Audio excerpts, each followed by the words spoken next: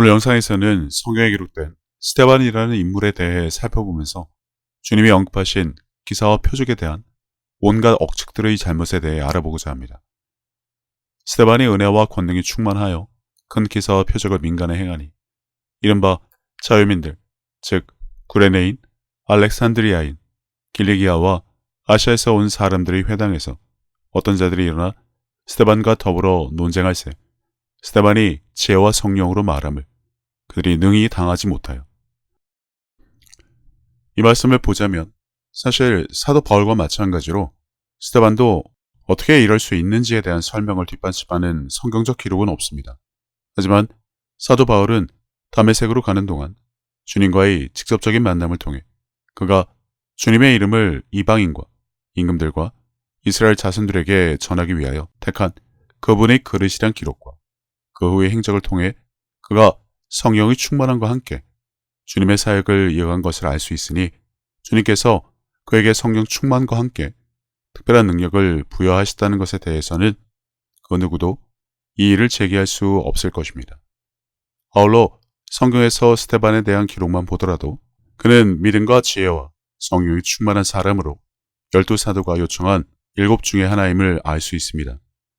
여기서 간과할 수 없는 사실은 그가 예수님이나 사도들과 직접적인 관계가 없었음에도 불구하고 성경의 기록을 보면 그가 이미 성령 충만하여 기사와 표적을 민간에 행했다는 것인데, 그럼 어떻게 이럴 수 있는지에 대해 한국교회는 명확한 설명을 하지 못하고 있습니다. 왜냐하면 그들은 이러한 성경의 기록은 물론이고 성령의 임재로 권능을 받음과 기사와 표적에 대해 적극적인 수용을 하는 대신 이와 정반대되는 주장을 고수하고 있기 때문인데, 그들의 기사와 표적을 인정함은 그들의 종교적인 전통이나 교리를 부정하는 것이고 그들의 권위에 대한 도전으로 몰아가므로 자신들의 주장을 정당화시키려고 하나 이러한 성경의 진리에 대한 부정적인 입장 표현이 성경에 기록된 가르침, 특히나 주님의 말씀과 명령에 상반되기에 많은 이들이 서로의 눈치를 볼 수밖에 없는 현실이지만, 객관적으로 본다면 이는 신성모독이나 성령모독으로 간주될 수밖에 없습니다.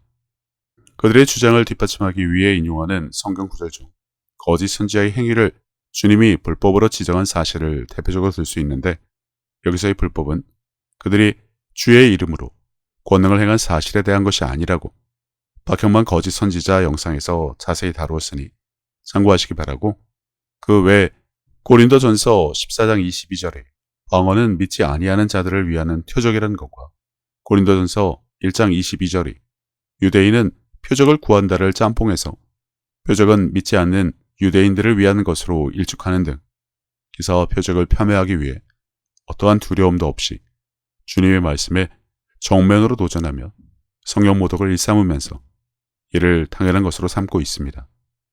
공생의 기간 누구보다 기사와 표적을 많이 행하신 주님은 물론이고 스데반에 대한 기록이 있음에도 전혀 아랑곳하지 않고 자신들의 주장을 사람이 지혜로 만든 신학과 교리를 더 강조하면서 말입니다. 이처럼 거짓 정보를 유포하고 모함하는 행위는 정보의 왜곡 및 비현실적인 상황을 주장하여 특정 목적을 달성하려는 고의적인 의도가 포함된 행동이라는 것을 누구든지 알고 있습니다. 이는 박혁을 통해 성경에 주님이 언급하신 기사와 표적에 대한 공론화된 논의에서 상대방의 신뢰성을 훼손하거나 피해를 입히는 결과를 낳을 수 있기에 온갖 허위 진술과 모함을 통해 자신들의 주장을 관철시키려고 하는데, 이 과정에서 주님의 말씀을 왜곡하거나 축소하거나 변질시킴을 통해 주님을 무시하는 신성모독은 물론 성령모독을 일삼음으로 이러한 모함은 결과적으로 종교적 편견을 부추기는 결과를 낳을 수밖에 없습니다. 그 결과로 뿌리가 약한 교회가 문을 닫았는데 그것이 박혁 때문이라고 몰아세우지만 말씀에 대한 깊은 뿌리조차 없어 무너질 만한 교회가 무너진 것뿐입니다. 무엇보다 이러한 성경 해석의 오용을 통해 교단의 권력과 권위와 기득권을 유지하고 그들의 지위와 특권을 정당화시키려는 목적으로 사용되는 것은 결코 용납돼서는 안 되지만 이미 그 수준은 도를 넘은 지 오래입니다.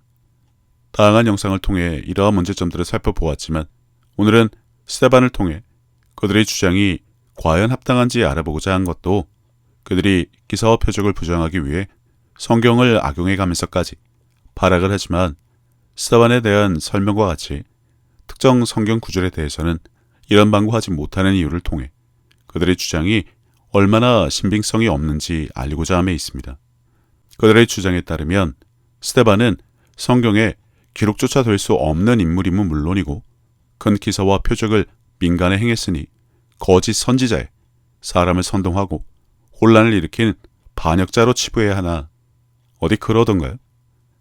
스테반처럼 돼야 한다고 하지 않는 것은 물론이고 그에 대한 기록을 지적함으로 자신들의 주장을 다시 한번 정당화시키고자 성경이 틀렸다는 입장을 밝혀야 하는데 꿀먹은 벙어리가 따로 없습니다. 감히 나설 수 없는 이유는 누구나 알고 있습니다. 그들은 여태 성경에 없는 말을 지어내면서까지 기사와 표적을 부인하여 왔지만 스테반에 대한 성경의 기록 하나로 그들이 여태 고수한 주장들이 더 물거품이 될 수밖에 없으니까요. 그리스도의 표적이니 사도의 표적과 같이 성경에 없는 말을 지어서라도 모함과 프레임 씌우기에 혈안이 된 한국교회는 단지 박격 하나 잡아보려고 갖은 애를 쓰고 있지만 그를 모함하기 위해 꾸준한 조작과 거짓 정보를 흘려도 결국 아무런 효과조차 볼 수 없다가 일부 교회가 문을 닫는 지경에 이르렀으며 그 와중에도 이를 박격 탓으로 돌리려 방송까지 조작해서 송출하였으나 마침내는 그 행동이 자신에게 역효과를 가져와 누워 침을 뱉는 결과를 초래했을 뿐입니다. 꼬투리를 잡기 위해 성경을 이용하고 주님의 말씀에 대적한 것은 박격과 전혀 상관없이 상식적으로 이해조차 할 수 없는 부분이나 여태 온갖 음모를 꾸미고 거짓 정보를 흘리고 모함하며 프레임을 씌우려고 했어도 결과적으로 그 계획이 무의미한 노력으로 끝나고 말았다는 것은 한국교회 목회자들이 전혀 예상조차 하지 못했겠지만 그들의 주장이 사실상 헛된 것임을 반증하는 결과를 낳았을 뿐입니다.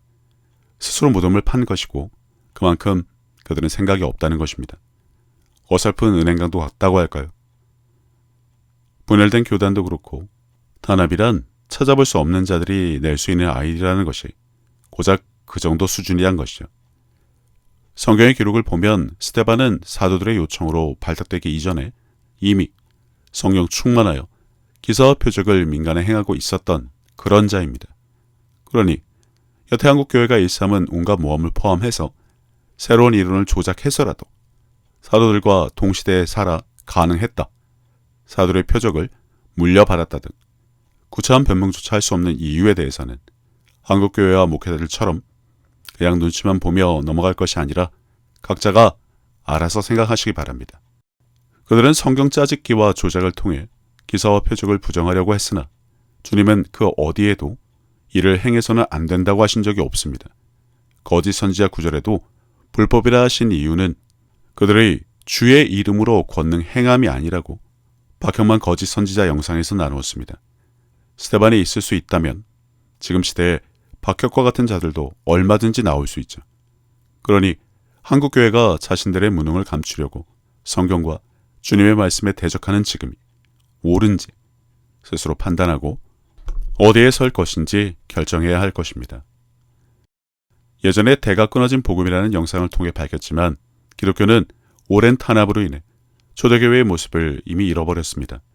성경에 기록된 권능과 기사와 표적도 흐지부지해졌고요.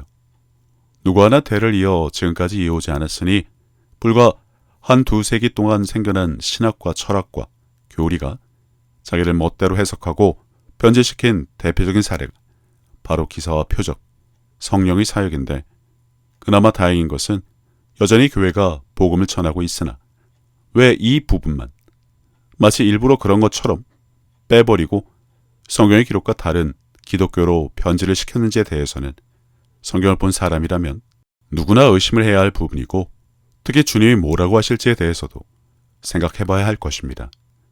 과연 한국교회 목회자들의 주장이 맞는지 말입니다.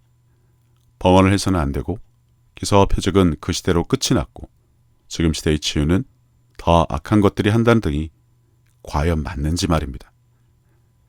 성경에 기록된 스데반, 한국교회 목회자들의 입장에서는 그는 뜨거운 감자일 수밖에 없습니다.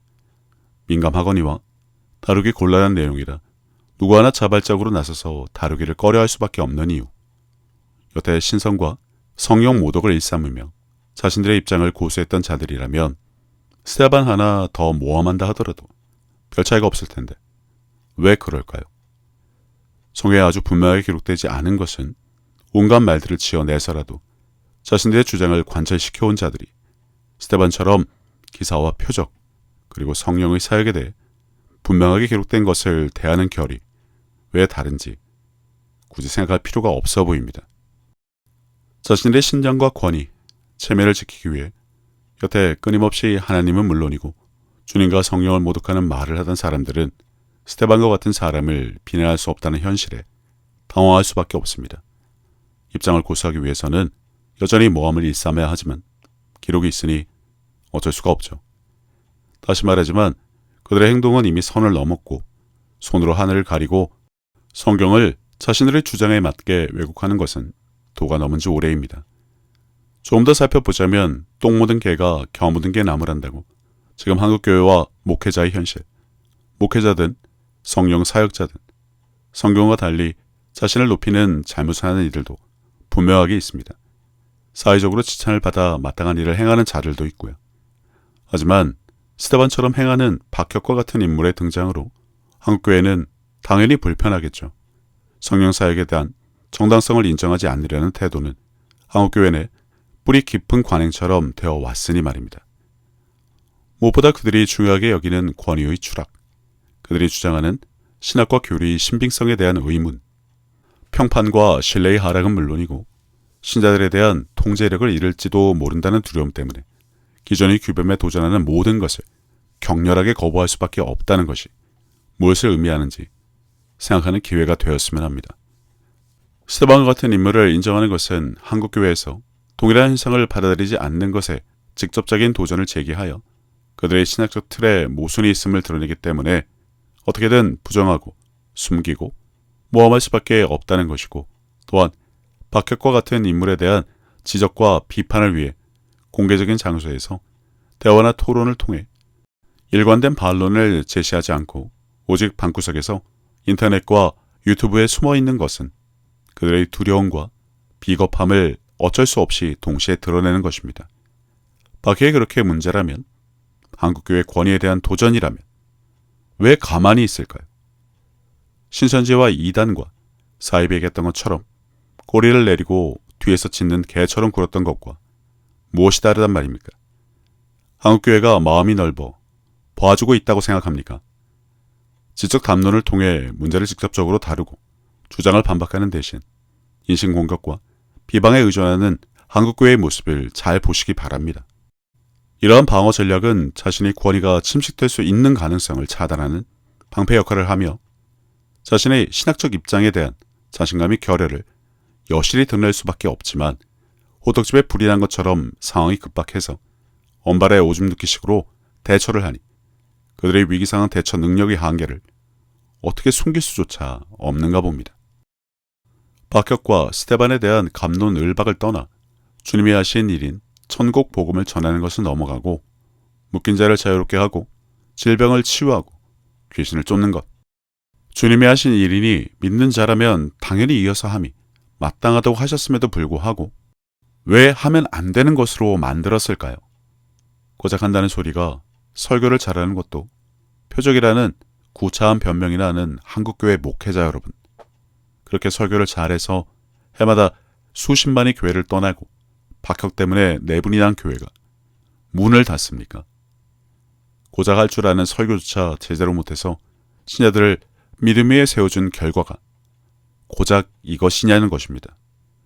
신천지 때문에 문을 닫은 수많은 교회들, 과연 신천지 때문일까요? 박혁에 대한 인신공격을 통해 볼 수 있는 이러한 방어적 태도는 교회 안에 적재적인 환경을 조성하고 지적 담론을 억압하며 신자들이 마땅히 알아야 할 성경의 진리는 물론 영적 문제에 대한 정확하고 분명한 이해를 방해할 뿐 아무런 이득도 취할 수 없습니다. 박혁을 직접 찾아가거나 논리적인 반론을 통해 그들의 주장을 정당하게 밝힐 능력이 부족하여 어쩔 수 없다는 것은 이미 알고 있지만, 아무리 그렇다 하더라도 맹점을 흐리기 위해 주제와 상관없는 무의미한 댓글이나 달며 조롱하고 도망가기 바쁜 추태는 얼마나 없어 보이는지 알기라도 했으면 합니다. 그리고 그 자체만으로 이미 당신들은 여태껏 주장한 억지 주장을 방어하는데 한계를 느끼고 있다는 것을 여실히 보여주는 것이란 사실도 알기 바랍니다. 무슬림들은 자신들의 경전인 코란은 무수한 변개가 있던 성경과 달리 한 번도 수정된 적이 없다는 것을 내세워 크리스찬들을 공격하고 그들이 아무런 답변조차 하지 못한 채 당황하는 모습을 즐기며 희열을 느낀다고 합니다. 하지만 세상 누구보다 개종시키기 어렵다던 그들이 죽은 아이를 살려내자 이를 지켜보던 100여 명의 무슬림들이 그 자리에서 기독교로 개종을 한 사실도 한국 선교사에 의해 해외에서 실제로 있었던 일이고요. 성령 사역자들을 공격하기 위해 왜 전쟁터에 가지 않느냐, 중환자실에 왜 가지 않느냐, 암 환자는 왜 고치지 못하냐를 지속적으로 따지라는 행동 강령 같은 것을 나누는 것도 압니다만, 그러면 남을 공격하기 위해 만들어낸 그 화살이 정작 크리스찬들은 무엇을 하고 있는지 반문을 당하는 비수가 되어 돌아올 수 있다는 것은 왜 전혀 예상조차 하지 못할까 싶습니다. 빈대 잡으려고 초가상간 태우는 한국교회와 목회자 여러분, 제 꾀에 제가 넘어간다는데 스스로 무덤을 팔 필요는 없지 않을까 싶습니다. 주님의 말씀을 통해 어떻게 스데반이 이렇게 기록될 수 있는지 얼마든지 설명할 수 있습니다. 그럼 한국교회와 목회자 여러분, 여태 주장한 것을 바탕으로 스데반을 설명할 수 있습니까? 성경에 없는 말을 지어내고 여러 구절을 짜집게 해서라도 말입니다. 물론 그래봐야 더 추잡해질 뿐이지만 그것조차 하지 못하면서 성령 모독을 일삼고 있다는 것이 참 아이러니할 뿐입니다. 세상 사람들에게 박혁과 한국교회를 비교해보라고 하면 개독교에 대한 비판이 쏟아지는 마당에 한국교회는 각성을 해도 모자란 마당에 세상이 지적하는 맹점을 흐리고자 고작 박혁 하나 잡아보려고 관심을 돌려 발악을 해도 안 되는 수준인데 스데반처럼 못해서 안 하면 부끄러운 줄 알아야 하지만 무리지어 뒤에 숨어 있으니 어째 어깨가 으쓱했나 본데 주님 앞에서도 과연 그럴 수 있을까 싶습니다. 병자를 교회 장로에게 데려가면 화들짝 놀라 화를 내며 내게 데려오면 어쩌냐고 도망가기 바쁜 현실.